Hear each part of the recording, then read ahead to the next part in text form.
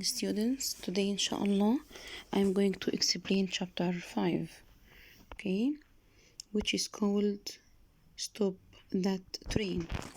In this chapter the children went to the railway line. There were lots of cherry trees and the children wanted to eat cherry. So the children could see ripe red cherries on the cherry trees, and when they reached to the cherries they heard a strange sound. They saw that the tree slowly slid down towards the railway line. Then some stones came down and the earth also came down onto the track. They were followed by some large rocks. Suddenly everything fell onto the railway line with a great crash. Okay, that means that there was a landslide. And the children were standing in a cloud of dust. After that, Peter said that there is a bend in the track, and the driver won't be able to see that.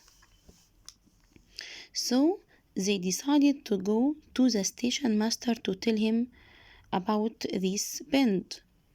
But the time was 11 o'clock, and the train would come at 11:29.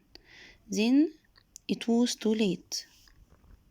After that, they thought of another thing. They thought that they had to make flags to wave and send signal to the driver. Okay, so they decided to make flags. After that, the girls took off their petticoats. Then they tore each one into 3 pieces and cut 6 long sticks from the tree to make the flag. Then they had 6 red flags. They had 6 red flags. The children held their flags and waited for the train. And when the train came, the children waved their flags to the train. Okay, Roberta stepped onto the track and cried. She cried and cried, but no one heard her. She wanted to make the train stop, but no one heard her. And when Roberta thought that it was too late, the train stopped. And in this time, she fainted, and the engine driver picked her up and carried her back to the train. After a while, she opened her eyes. Then Phyllis and Peter told her that they stopped the train, and when they reached the station, they were welcomed as heroes because they saved many lives. Okay, this is a summary of the chapter in your booklet. One morning, the 3 children set off to the cherry trees near the railway tunnel. They wanted to pick some cherries. There were some rough wooden steps leading to the mouth of the tunnel, and the children could see ripe red cherries on the cherry trees.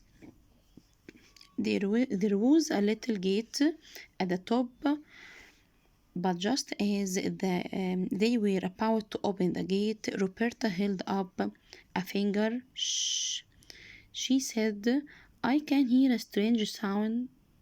Soon it was a loud rumbling sound. Then suddenly trees, stones, rocks, earth, grass, bushes, everything tumbled down the slope and fell onto the railway line with a great crash. That would take a long time to clear up. The children used Roberta's and Phyllis' petticoats like flag. After tearing them into 6 pieces, they could send a signal to the driver to stop the train. The news of the children's bravery when they stopped the train had quickly spread. So they were welcomed as heroes. Okay, here we have some questions in your booklet. What happened during the landslide? Again, what happened during the landslide? Trees, rocks, bushes, stones, branches, grass, earth fall onto the railway line. Number two, how could they make flags? By cutting Roberta and Phyllis petticoats. How were the children welcomed to the station? As heroes. Number four, who cheered the children? The old gentleman, Mr. Inglewood, the fireman, the driver, some ladies and gentlemen of the passengers. Did the children pick any cherries? No, they didn't. Okay, here we have some additional questions. Number one, why did Roberta and Phyllis take off their petticoats? To make flags. Why were the children welcomed as heroes in the station? Because they stopped the train and saved many lives. Why did Peter say that there would be a terrible accident? Why did Peter say that there would be a terrible accident? Because there was a bend in the track and the driver wouldn't be able to see it.